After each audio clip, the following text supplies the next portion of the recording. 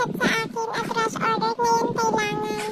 So ako naman, si Marupok, alipin ng pera, hindi tayo pwede mapetiks-petiks lang, dapat go na agad, accept agad ang order. Yes! Dahil napakahirap kumita ng pera ngayon, kaya pag may nag-order sa akin, kahit gaano pa ka-busy, maghahanap talaga ako ng time para gawin ang order niya, kasi sayang talaga ang kita. At ang order ng customer ko, gusto niya may maliit na teddy bear, may mga chocolate din kasama. Medyo matagal tong gawin, kaya sabi ko sa kanya, kahit rush order to sir, bigyan niyo po ako ng kaunting time, kasi medyo matagal gawin to, para maganda naman po yung kakalabas. Hindi naman siya mag-antay.